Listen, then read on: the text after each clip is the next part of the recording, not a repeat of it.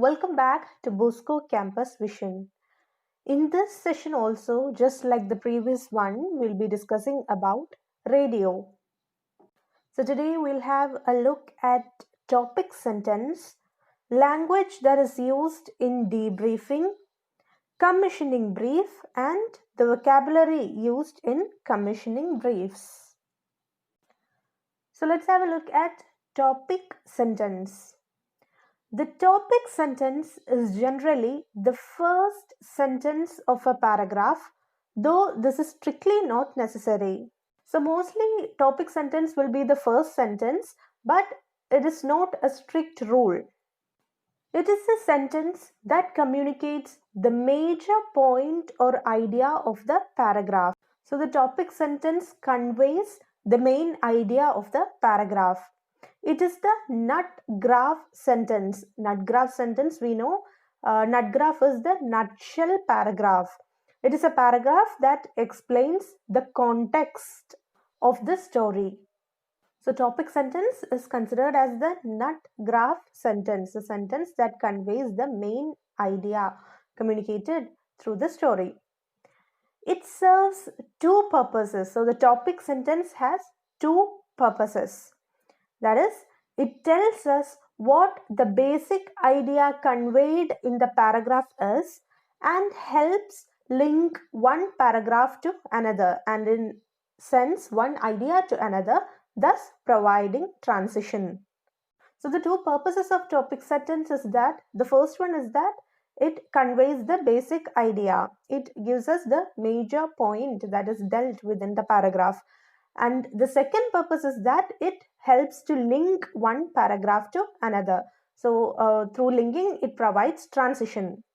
For example, consider the sentence, no one can deny that the 2011 inflation has had an immense impact on world economy.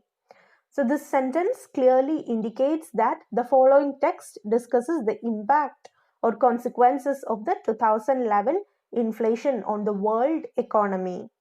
So this is an example of topic sentence. It conveys the main idea and it can also act as a sentence that links one paragraph to another. The next topic, language used in debriefing. So what is debriefing? Debriefing is an evaluation process that takes place at the end of each day or the record of each segment or on a regular basis. Now we are talking about radios, right?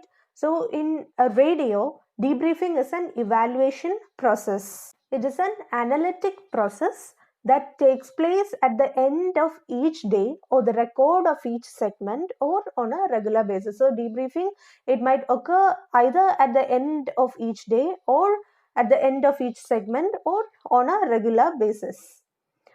The frequency of the meeting depends on the urgency with which the discussion must occur or the evaluation must take place. So the frequency of the meeting or how many times a debriefing occurs, it all depends on the urgency with which the discussion must occur or the evaluation must take place. In the context of radio station, a debriefing meeting must occur at least once a day. We've already said that debriefing must occur on a regular basis, and in the context of radio, it should occur at least once a day.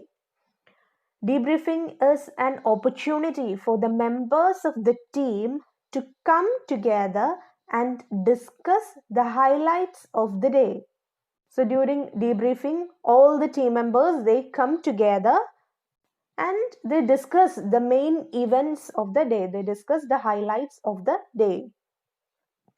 The editor gets an opportunity to briefly run through the events, congratulate all those who worked well and successfully completed their parts, and to point out the mistakes and pull up those whose works need improvement. So during debriefing, they analyze the main events of the day, appreciates those who did their work well, analyzes the works and finds out mistakes, and also boost up those people whose works need improvement. It is an opportunity to analyze and make a study of all the factors that contributed to the success of a particular program, determine ways in which the same level of success can be emulated for the next edition of the same program or achieved in another format, and to examine and find areas that demand improvement. So, as we have said, debriefing is an evaluation session. So, during this session, they make a detailed study on the factors that contributed to the success of a particular program and finds out ways in which they can make their programs better than the previous one. And this session also helps to find areas that needs improvement. The language that is used in debriefing is not very formal, though it is not extremely informal either. So the language that is used in debriefing is not too formal and not too informal. It falls on a middle range. It follows the normal patterns and structures of the formal, though it is usually sans the long-winded openings associated with formal meetings. The language must convey matter-of-factness and contribute to conciseness. So the language that is used in debriefing follows a formal structure, but it is without the long-winded openings that we see in formal meetings. The language must convey matter-of-factness. The language must be sensible and it should contribute to conciseness, meaning it should be crystal clear, it should be up to the point. It is authoritative and offers constructive criticism in an objective manner. So it should give valid and well-reasoned opinion about the works of others, and it involves both positive and negative comments, but it is in a friendly manner rather than an oppositional one. So the process of debriefing would be authoritative and it gives constructive criticism. It gives both the good and parts of the events in a well-reasoned way and in an objective manner. It is impersonal. So that is about debriefing. Moving on to the next topic, that is commissioning brief. Commissioning brief. Brief is a document that is furnished by the station and details the general facts about a specific program. So it is a document which contains the details of a specific program. It is a reference point for producers or makers who wish to create programs for individual broadcasters. As the document contains every details about the program, it can be used as a referral for the producers or makers who wants to create programs for individual broadcasters.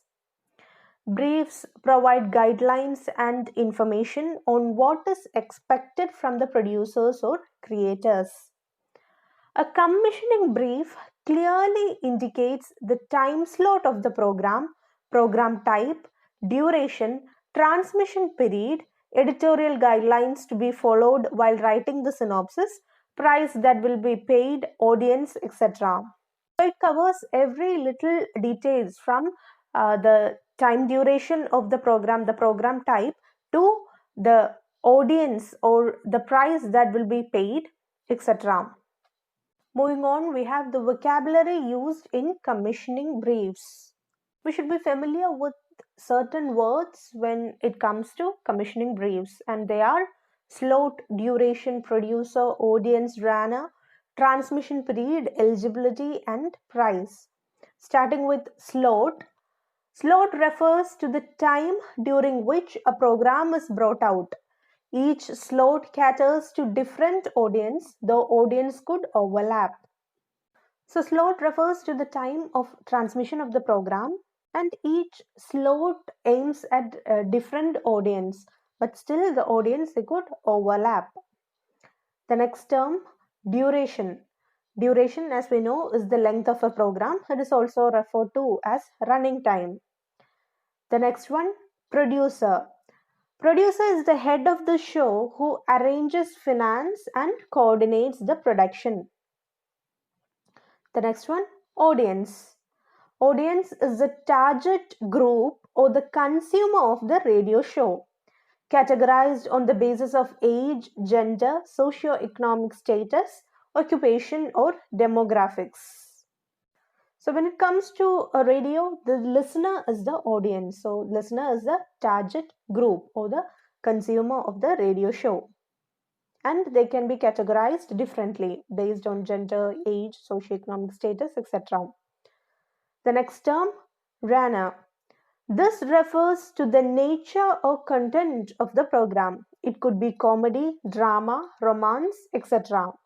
So which stream does the program fit into? That is the runner. The next one, transmission period. Transmission period is the expected date of transmission.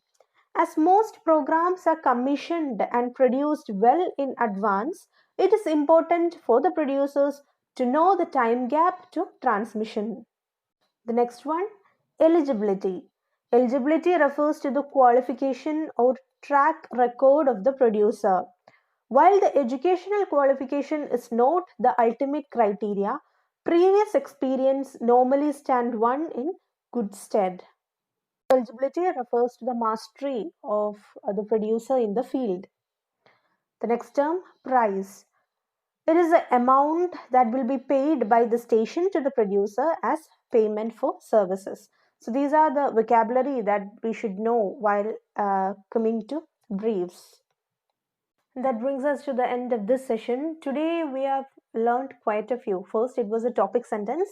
Topic sentence, it is generally the first sentence and not strictly necessary. It is considered as a nut graph sentence. That is, it conveys the main idea in the paragraph, and it has two purposes. First one, it conveys the main idea, and the second one is that it allows transition. So that is a topic sentence. And then we learned about debriefing. Debriefing, it is an evaluation process where the group, the team members, they come together and they discuss about the main events of the day. In a radio station, debriefing must take place at least once a day. It helps the team to analyze the success of a program or the drawbacks of the program and things like that. That is debriefing. Then we have talked about commissioning brief.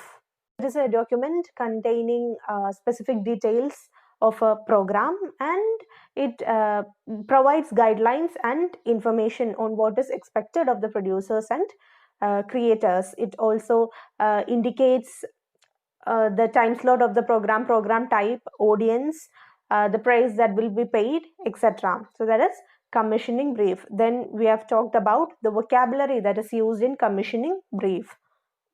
And as assignment, write a note on topic sentence and debriefing. Thank you and have a nice day.